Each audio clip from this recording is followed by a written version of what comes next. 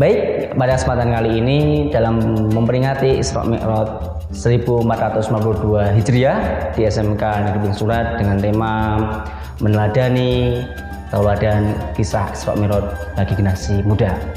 Ya, pada kesempatan kali ini alhamdulillah ada pemateri dari Bapak Suryanto SPDI dan beliau akan memaparkan nanti bagaimana sejarah kemudian hikmah dalam pelaksanaan Isra Mi'raj yang terjadi pada Nabi Agung Muhammad Sallallahu Alaihi Wasallam. Langsung aja saya akan sapa beliau. Assalamualaikum Pak Suryanto. Assalamualaikum warahmatullahi wabarakatuh. Gimana Mas? Alhamdulillah. Alhamdulillah. Pada kesempatan ini sangat luar biasa Pak Sur. Kita akan menerangkan atau enggak mungkin anak-anak yang di rumah mungkin bisa mengetahui lebih lanjut bagaimana sejarah dari Isra Mi'raj itu tersebut.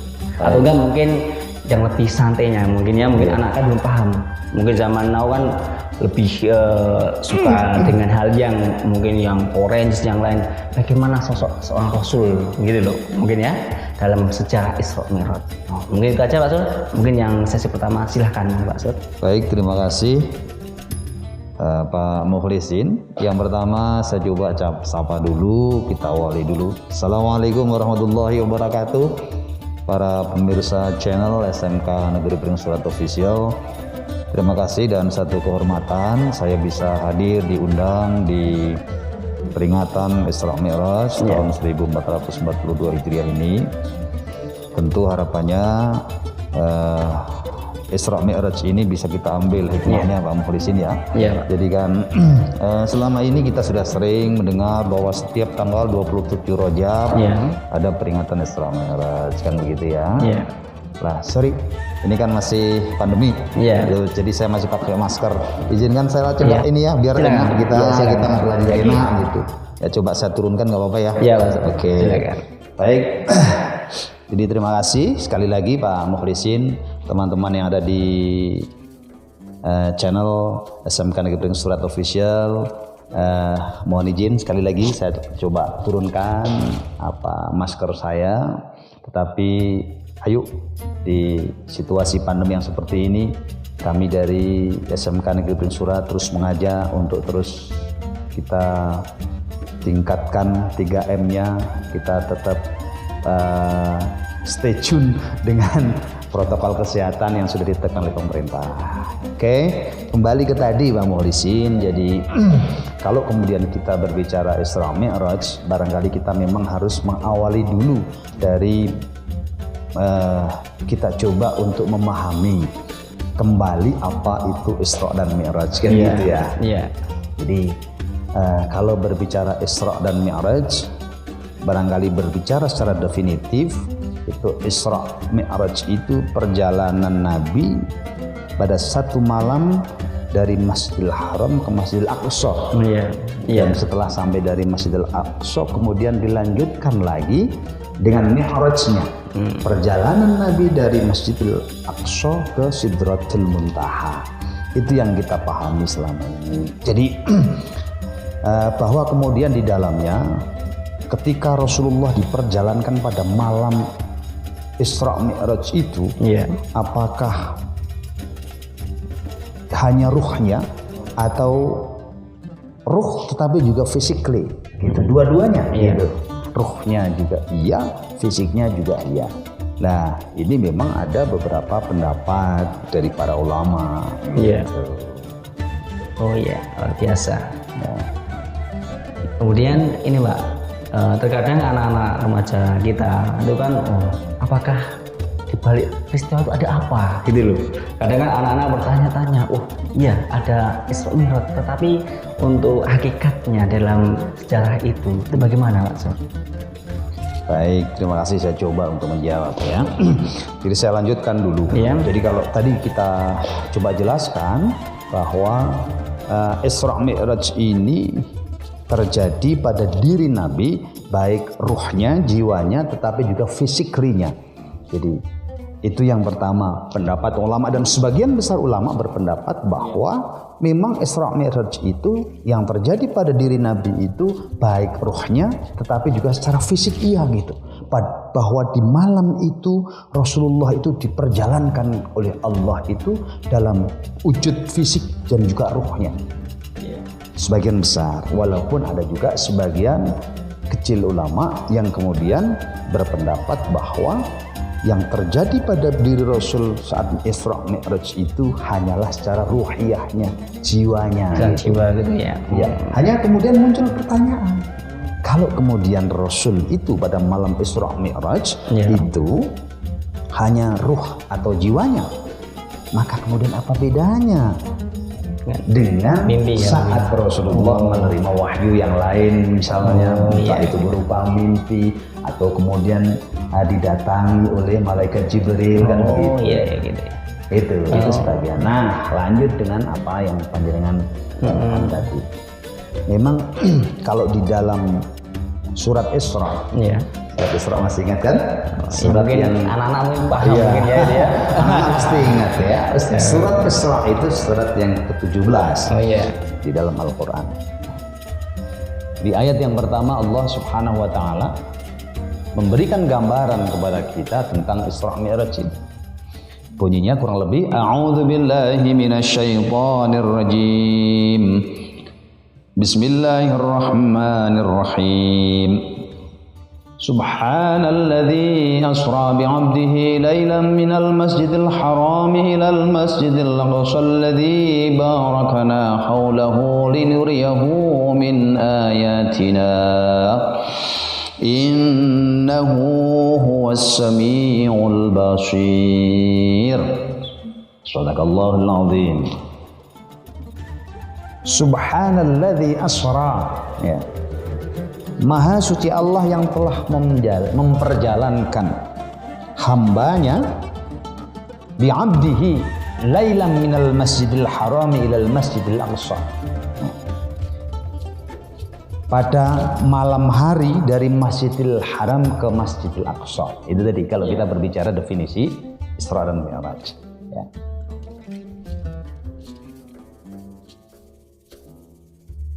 Terus di dalam lanjutan ini Allah sebutkan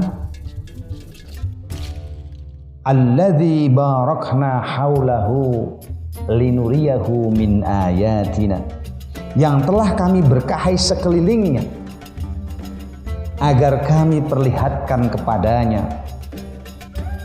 sebagian tanda-tanda kebesaran kami. Nah, ini yang tadi kemudian sebetulnya bisa menjawab pertanyaan Muhlis tadi. Yang kedua tadi ya. Betul. Allah lanjutkan di dalam ayat ini, innahu huwas samiul basir.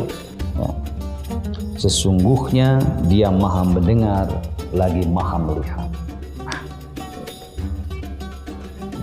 Di dalam perjalanan Isra Mi'raj ini Allah sebutkan bahwa Isra dan Mi'rajna Nabi ini Allah firmankan dalam rangka untuk memperlihatkan kepada siapa? Kepada Nabi. Tentang apa? Tentang sebagian tanda-tanda kebesaran Allah Subhanahu wa Ta'ala. Terima kasih Pak Sur. Paling nanti ini kita coba untuk kita cari nih, gitu, kebesaran apa yang diperlihatkan oleh Allah Subhanahu. Luar biasa dari paparan dari Bapak Suryanto yang terkait dengan tadi pengertian dari Isra Mi'raj anak-anakku. Kemudian yang kedua, bagaimana kedudukan atau enggak posisi Nabi, apakah ruhnya atau enggak keseluruhan jiwanya ketika dalam perjalanan tersebut. Lanjut untuk yang selanjutnya Pak Sur, ketika mungkin banyak sekali anak-anakku bertanya peristiwa apa yang terjadi di dalam Isra Mi'raj itu, kemudian kenapa kok Nabi dinaikkan sampai kepada langit ketujuh. Nah, mungkin pertanyaannya bukan kenapa dinaikkan. Iya. Mungkin peristiwa apa saja yang terjadi mungkin itu Pak Sur. Baik, kita coba kita urai karena barangkali juga ada yang tadi terlewatkan gitu. Jadi peristiwa Isra Mi'raj ini kan terjadi pada tahun 620. Jadi sesungguhnya ini tidak lama setelah Nabi itu dalam kondisi duka karena kehilangan istri tercintanya Siti Khadijah, kemudian pamannya yang senantiasa melindungi Nabi, ya, paman yang bernama Abi Thalib.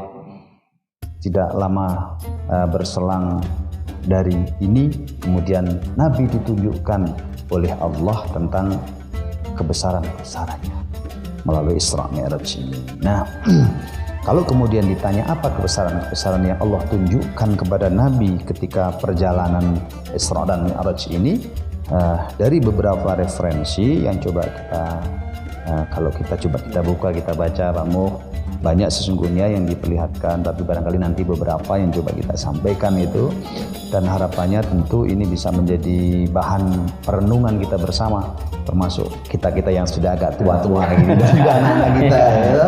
Anak-anak kita jangan lupa gitu bahwa memang dari setiap peristiwa itu pasti ada sesuatu yang bisa kita ambil.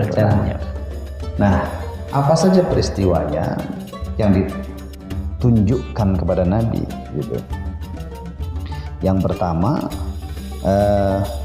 dalam perjalanan setelah sampai di Sidratul Muntaha itu, Nabi kan menerima wahyu dulu. Menerima perintah untuk melaksanakan sholat. Jadi ini yang kemudian bagi sebagian orang mengatakan bahwa proses Isra Mi'raj ini ada proses-proses spiritual, ada ritual, juga ada sosial gitu.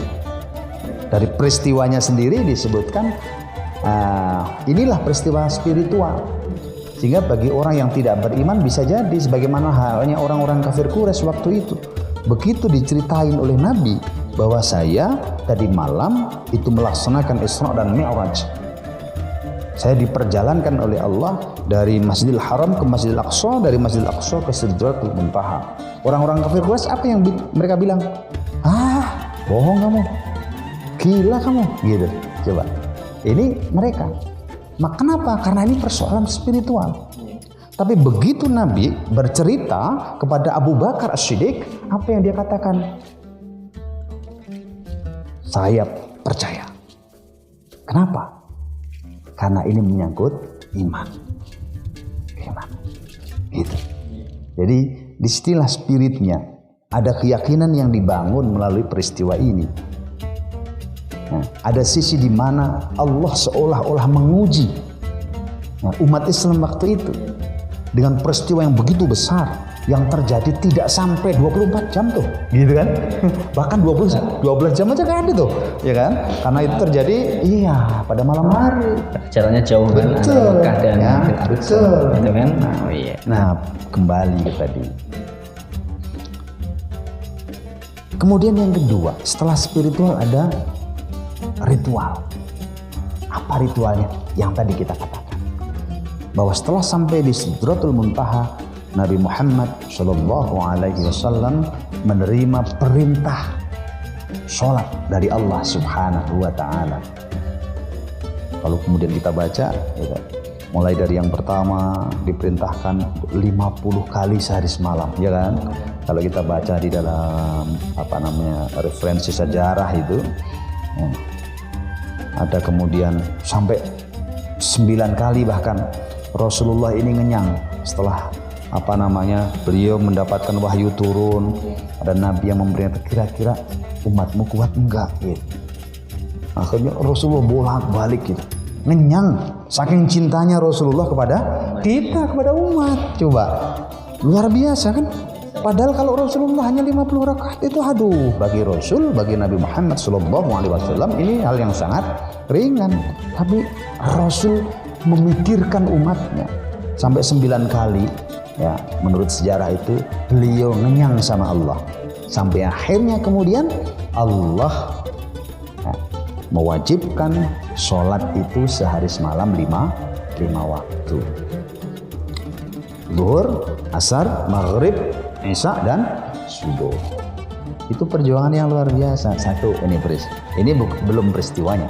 Nah, setelah menerima itu, kemudian di sana Rasulullah juga diperlihatkan berbagai peristiwa, gambaran-gambaran gitu.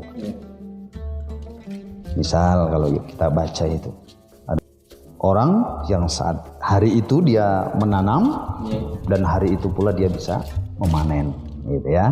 Dan itu kemudian ditanyakan kepada Rasulullah oleh Rasulullah kepada malaikat Jibril, dan kemudian jawaban Jibril, mereka itu adalah orang-orang yang senantiasa berjuang di jalan Allah Subhanahu wa taala ya, dengan perspektif yang luas tentu ya.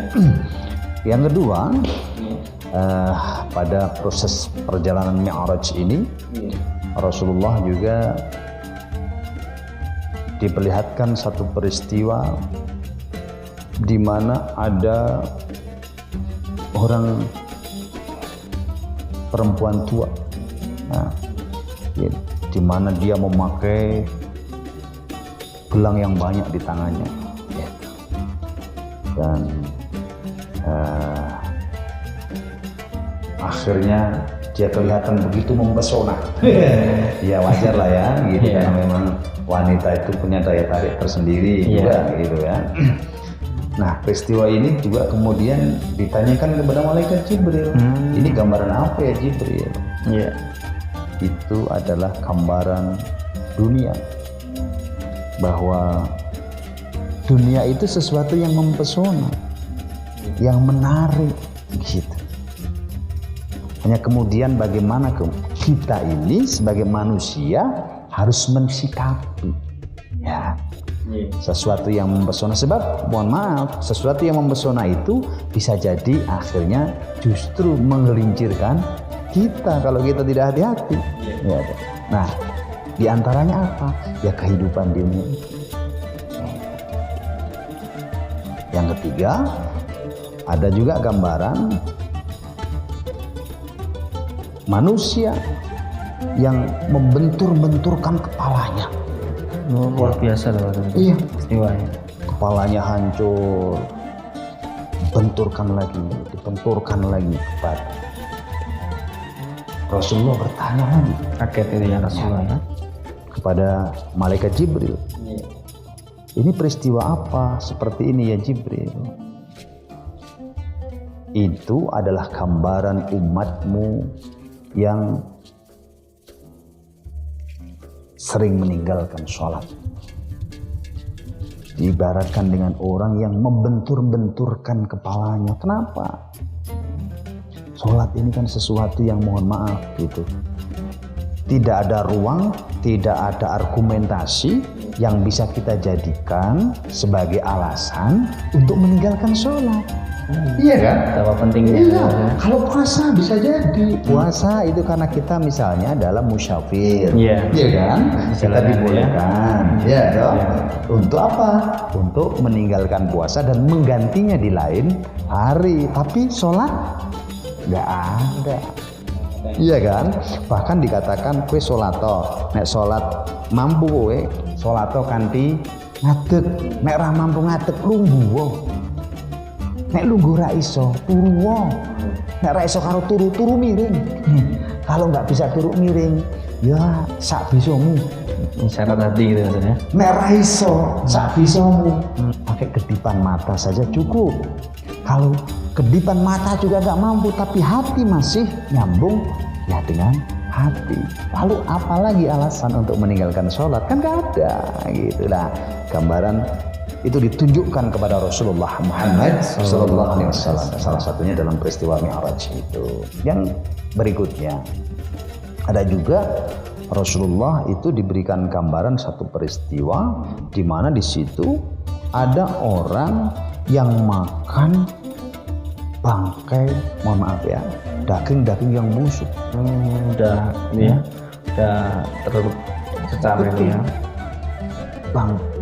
Daging-daging yang menjijikkan tapi dimakan. Apa itu gambaran seperti itu ya Jibril? Jibril menjawab bahwa itu adalah gambaran laki-laki pezina. Ya kan? Mengerikan kita kadang-kadang orang sudah beristri, ya toh, istrinya sudah cantik, satu, ya. Cantik, ternyata masih kurang gitu kan? Kurang, pengen yang lebih lagi gitu. Padahal tadi kalau kita kembali ke peristiwa sebelumnya, ada peristiwa di mana itu kan gambaran dunia, isi dunia itu. Iya, termasuk harta, tahta, nyunsewu, wanita termasuk kita juga kan. Itu yang bisa jadi akhirnya memesona dan akhirnya orang tergelitik. Itulah digambarkan di dalam peristiwa itu seperti itu. Lawong ono sing halal, ya kan? Ada yang kok masih mencari-cari yang tidak dihalalkan. Itu yang dihalalkan. Nah, itu beberapa gambaran gitu tuh. Jadi masih ada peristiwa lain kalau di dalam sejarah yang coba kita baca. Setidaknya itulah beberapa peristiwa yang ditunjukkan di dalam perjalanan Mi'raj itu ya kepada Nabi Muhammad SAW, dan kemudian dijawab oleh malaikat Jibril tentang gambaran-gambaran yang ditunjukkan kepada Nabi Muhammad SAW. Subhanallah. Pemaparan dari Pak Suryanto itu sangat luar biasa ya anak-anakku. Yang di rumah mungkin baru kali ini mengetahui bagaimana proses dari Isra Mi'raj dari Rasulullah SAW, apa saja peristiwanya. Kemudian ternyata ada gambaran-gambaran bagaimana ketika manusia di muka bumi ini banyak melakukan kalau enggak melanggar dari aturan Allah Subhanahu wa taala. Ini ya Pak Sur ya? Yes. Ya, jadi anak-anakku tetap semangat untuk menyaksikan channel ini. Iya, oke. Ini Pak Sur ya? Iya. Ya mungkin sebelum ini mau ditutup nih. Iya, ini belum terakhir nih Pak Sur. Karena generasi muda ini kan yang mungkin ya kita kan juga mengikuti zamannya gitu ya Pak Sur ya. Terkadang anak-anak mengatakan apa tuh manfaat atau hikmahnya bagi generasi kita, padahal itu kan kisahnya udah masa lalu, itu kan udah mungkin sampai 1400 tahun yang lalu gitu kan Pak Sur. Apa hikmahnya dari mungkin anak zaman now, dikatakan zaman milenial. Nah, mungkin itu ya Pak Sur, yang mungkin sebelum kita tutup lah untuk sesi ini mungkin Pak Sur. Silakan Pak Sur. Ya, saya coba untuk menjawab pertanyaan Pak Mukhlisin terkait dengan apa kira-kira hikmah yang bisa kita petik gitu dari utamanya bagi anak-anakku generasi zaman now ya, atau generasi generasi Z ya. Kira-kira yang bisa kita petik dari peristiwa Isra dan Mi'raj ini. Yang pertama harus kita sadari bahwa setiap peristiwa itu pasti ada hikmahnya. Apalagi bagi kita orang Muslim, orang yang beriman. Dari setiap peristiwa, termasuk peristiwa yang dilalui oleh Nabi Muhammad SAW berupa Isra dan Mi'raj, di mana di dalamnya itu salah satunya adalah Rasulullah Muhammad SAW mendapatkan perintah melaksanakan sholat.